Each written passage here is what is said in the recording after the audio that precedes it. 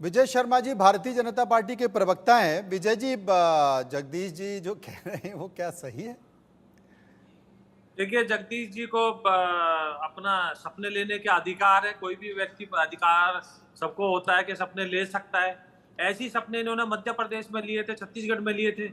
यही तो सपने लिए थे इन्होंने।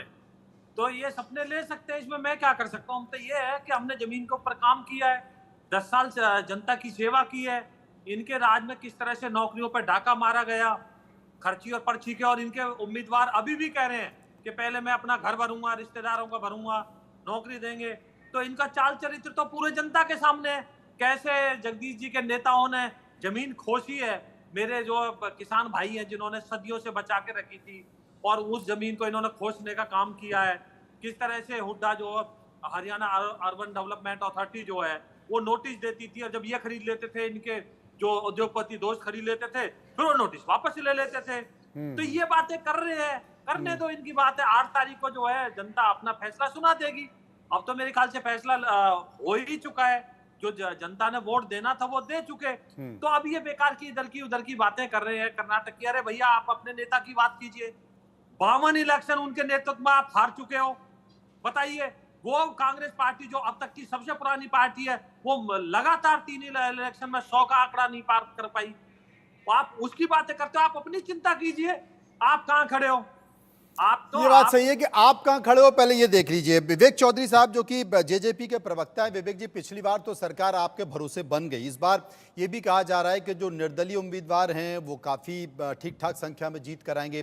जो छोटी छोटी पार्टियां, चाहे वो जेजेपी हो, इंडियन नेशनल लोकदल हो, आम आदमी पार्टी भी ताल ठोक रही है, बसपा भी ताल ठोक रही है, उनका ये मानना है कि साहब सरकार बनाने में भूमिका हमारी ज़रूर रहेगी। आप मानते हैं इस बार आपकी भूमिका ठीक वैसी ही रहेगी जैसे पिछली बार थी? नहीं मनु जी, मैं बिल्कुल नहीं मानता। और जो आपने बात कही कि छोटे छोटे, तो 2009 में भारतीय जनता पार्टी के कितने विधायक थे वो भी एक बार थोड़ा याद कर लें। मैं बिल्कुल नहीं मानता कि हमारी भूमिका रहेगी। मैं ये मानता हूं कि सरकार हम बनाने जा रहे हैं। जनता जनार्दन ने जो फैसला देना था वो दे दिया। और 8 तारीख को जब नतीजे आएंगे उस समय पे आप देखिएगा कि दो युवाओं को जो जनता जनार्दन ने प्यार देने का काम किया, आदरणीय दुष्यंत चौटाला जी को और आदरणीय चंद्रशेखर जी को जो प्यार जनता ने देने का काम किया, जो मान सम्मान, जो सत्कार देने का काम किया, वो 8 तारीख को आप सबके सामने है। आज कुछ भी कहना, बीजेपी वाले कुछ कहेंगे, कांग्रेस वाले कुछ कहेंगे, आज तो हालात देखिए ना। जब तक हम सरकार में भागीदार थे तब तक किसान के खाते में डायरेक्ट पेमेंट 48 और 72 घंटे के अंदर भेजने का काम आदरणीय दुष्यंत चौटाला जी ने किया। नहीं, पर लेकिन आप जिस 90 दिन से सीटों हम पर तो चुनाव सरकार से लड़ नहीं अलग, रहे हैं। 90 नहीं सीटों पर आप चुनाव नहीं नहीं लड़ रहे, उसके बावजूद भी आप अपनी मैं सरकार बना रहे हैं। 90 पे कौन लड़ रहा है? हम्म। आप बताइए। कांग्रेस 90 पे लड़ रही है क्या?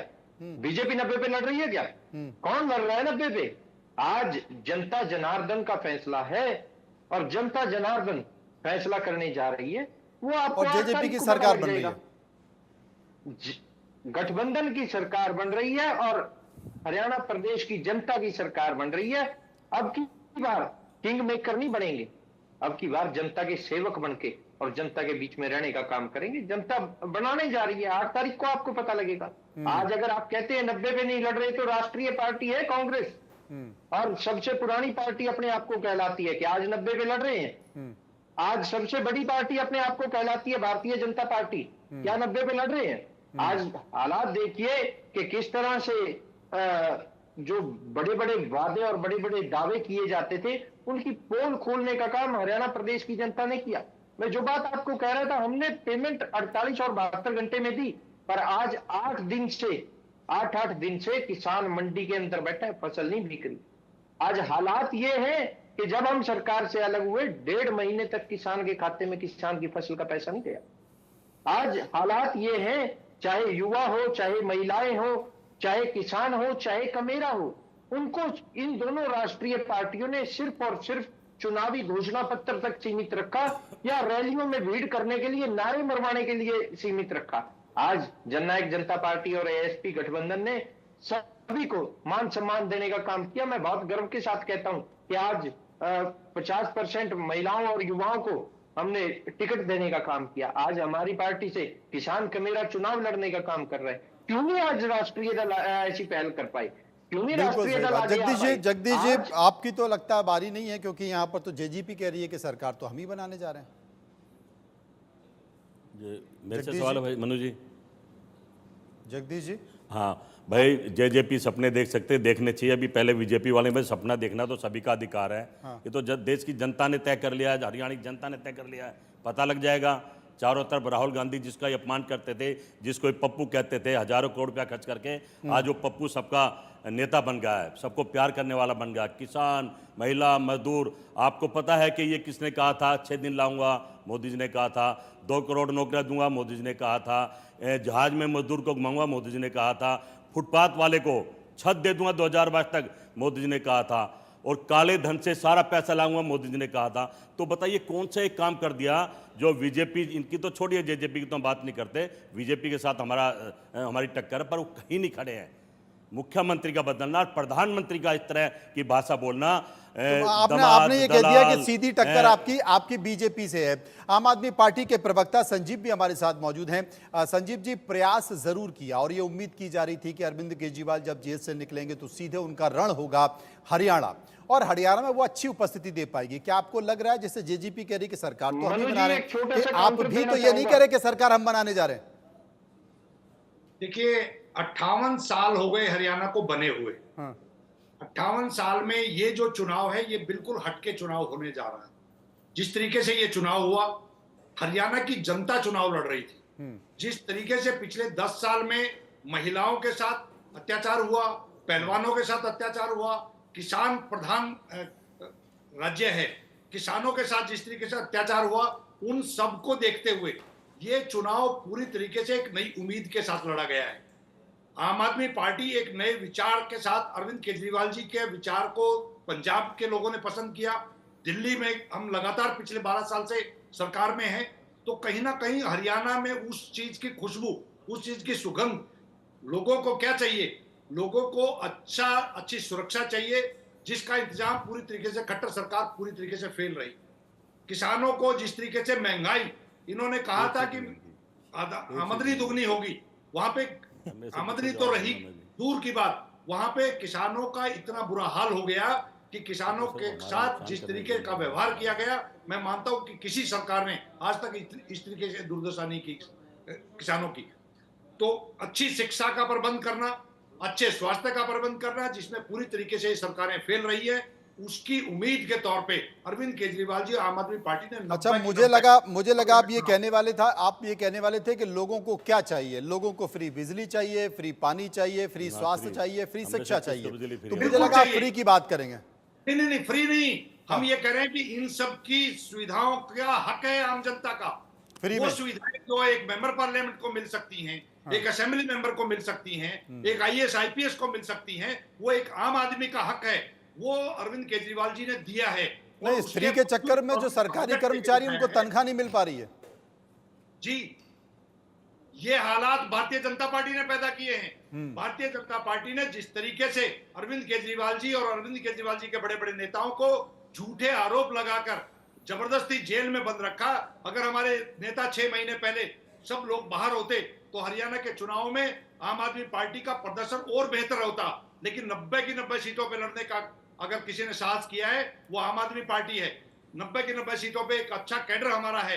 जिस तरीके से हमारे लोगों ने, हमारे नेताओं ने चुनाव लड़ा है, उस चुनाव को देखते हुए हम लोगों को उम्मीद है कि हरियाणा की जनता बहुत बेहतरीन रिजल्ट देने वाली है और भारतीय जनता पार्टी की हर सीट पे जमानत जब्त होने वाली है। विनोद हमारे साथ मौजूद है, उनके पास आएंगे, लेकिन एक और खबर आ रही है, एक बड़ी खबर आ रही है। आ रहा हूं आपके पास आ रहा हूं। बड़ी खबर आ रही है कालका से। कालका में धीमे मतदान की शिकायत की गई है। शिकायत बीजेपी प्रत्याशी शक्ति रानी शर्मा ने की है। वहीं चुनाव प्रक्रिया को तेज करने की भी मांग की गई है। इस मामले में हमारे सहयोगी गुलशन ग्रोवर ने कालका से बीजेपी प्रत्याशी शक्ति रानी शर्मा से खास बातचीत की। हरियाणा में चुनाव चल रहा है और कालका विधानसभा से बीजेपी प्रत्याशी शक्ति रानी शर्मा भी हर बूथ पर जाकर इस समय निरीक्षण कर रही हैं। हमारे साथ इस समय शक्ति रानी शर्मा है। मैम, 5 बज चुके हैं, आप हर बूथ पर जा रही हैं, क्या कुछ माहौल देख रहे हैं? नमस्कार। माहौल अच्छा है, पर लेकिन बहुत स्लो वोटिंग हो रही है। जो प्रिजाइडिंग ऑफिसर्स हैं वो ज़्यादा ध्यान नहीं दे रहे हैं। जैसे मैं बूथ नंबर 91 से अभी आ रही हूँ, वहाँ बहुत लंबी लाइन लगी हुई है, बहुत समय लग रहा है अंदर, और बहुत सारे लोग परेशान होकर वापस भी जा रहे हैं। तो मुझे इस बात की बहुत चिंता है कि भाई ये स्लो क्यों हुआ है, क्योंकि इससे पहले मैं लोहा गई थी, वहाँ पे भी यही हाल था। वहाँ पे भी घंटों घंटों लोग लाइन में लगे हुए हैं और बहुत स्लो प्रोसेस चल रहा है। तो it is a matter of concern. हमने भी कई बूथों पर दौरा किया, तो उस दौरान 7 बजे वोटिंग शुरू होनी थी सुबह, लेकिन 7:15 बजे हुई, कहीं 7:30 बजे हुई। तो क्या इसकी शिकायत आपने की है और क्या कुछ जवाब मिला? बिल्कुल शिकायत भी की है, कहीं तो 1 घंटा लेट शुरू हुआ है, मशीन ख़राब हो गई, तो उसकी भी शिकायत करी है। तो मुझे लगता है कि देखिए उसकी पूर्ति करेंगे ये लोग। इस बार वोटरों में किस तरह का रुझान देख रहे हैं मैडम आप? मिल भी रहे हैं? वोटर रुझान अच्छा है, पर थोड़ा स्लो है। दोपहर में के टाइम काफ़ी स्लो हो गया था, अब शाम को थोड़ा सा पिकअप किया है। हमने कई वोटरों से बातचीत की है, तो उनका कहना है कि हम हर प्रत्याशी से उम्मीद करते हैं कि वो विकास कार्य करे, लेकिन हुआ नहीं। आप जब मिले तो क्या कुछ वायदे किए गए और आपने क्या देखा, किस तरह से? मैंने अपने हर प्रोग्राम में, हर स्पीच में लोगों से विकास के बारे में बात की है, और मैं उनको अश्योर भी करना चाहती हूँ कि अगर मुझे मौका मिलने वाला है तो मैं इस क्षेत्र का विकास करवा के दूँ। अभी तक के मतदान प्रतिशत को आप किस तरह से देखते हैं? लगभग 54% के करीबन मतदान हुआ है। नहीं जी, मतदान तो और ज़्यादा होना चाहिए। 54% तो कम है, परसेंटेज और बढ़ना चाहिए। क्या टाइमिंग को लेकर आप और बढ़ाने की बात कह रहे हैं? 6 बजे तक का जो टाइमिंग? बिल्कुल, मैंने जहाँ पर मशीनें दुरुस्त नहीं थी वहाँ पे टाइम ज़्यादा मांगा है हमने, और जहाँ पे प्रोसेस स्लो हो रहा है वहाँ पे भी मैंने बल्कि लिखित में भी भेजा है इलेक्शन कमीशन को कि यहाँ पर बहुत स्लो प्रोसेस है, इसको रेक्टिफाई किया जाए, अन्यथा टाइम बढ़ाया जाए। देखिए, बिल्कुल शक्ति रानी शर्मा जो बीजेपी प्रत्याशी इस समय हर बूथ पर जाकर निरीक्षण कर रही हैं, और साफ तौर से ये कह रही हैं कि जो भी बूथ पर वो जा रही हैं वहाँ पर जो मतदान है वो बहुत कम हुआ है, क्योंकि जो ईवीएम मशीन है उसमें कई जगह खराबी की भी बात सामने आई है। और जब लंबी लंबी जो लाइनें लगी दिखी हैं, तो उसके बाद जो लोग हैं वो कहीं ना कहीं फिर मतदान करने से बचे हैं और फिर वो घर वापसी गए हैं। ऐसे में टाइमिंग बढ़ाना चाहिए। 6 बजे तक का समय है इलेक्शन कमीशन की तरफ से कि 6 बजे तक जो भी मतदाता हैं वो अपनी वोट का इस्तेमाल कर सकते हैं। हालांकि अब शक्ति रानी शर्मा ने कहा है कि कुछ टाइमिंग और बढ़ाना चाहिए, क्योंकि सभी मतदाता जो कालका विधानसभा के हैं वो अपने वोट का इस्तेमाल कर सकें। ऐसे में देखना होगा कि क्या चुनाव आयोग इस समय को बढ़ाता है, या फिर जो इलेक्शन कमीशन का समय है सुबह 7 बजे से और शाम 6 बजे तक, क्या उसी टाइम पर ही जो मतदाता हैं वो अपने वोट का इस्तेमाल कर सकेंगे। कैमरामैन मोनू के साथ गुलशन ग्रोवर, कालका। विनोद, एक संकेत तो आपने देने की कोशिश की और ये बीजेपी कांग्रेस की दिखाई दी, यानी कि बीजेपी 10 साल से सत्ता में है, आपने उसकी स्थिति को बताया। कांग्रेस संघर्ष करके तमाम मुद्दों के जरिए सत्ता विरोधी मुद्दों को उठाकर सत्ता में वापसी की कोशिश कर रही है, वो भी आपने बताया। लेकिन जो तमाम और अन्य दल हैं और राजनीतिक दल हैं, जो छोटे दल हैं या फिर निर्दलीय उम्मीदवार हैं, वो कितनी अहम भूमिका निभा सकते हैं इस चुनाव में? मैं 1.5 मिनट के समय में तमाम राजनीतिक दलों पर टिप्पणी करना चाहूँगा। आपने कहा तमाम दलों को लेकर, मेरे जेजेपी के एक बहुत ही वरिष्ठ नेता से बातचीत हो रही थी और 5 नेताओं में से गिन के रख लीजिए, और जो भाई साहब बैठे हुए ना जेजेपी वाले, अगर ये चैलेंज करते हो तो ये मेरे से फ़ोन पे बात कर लेंगे, मैं इनको नाम भी बता दूंगा।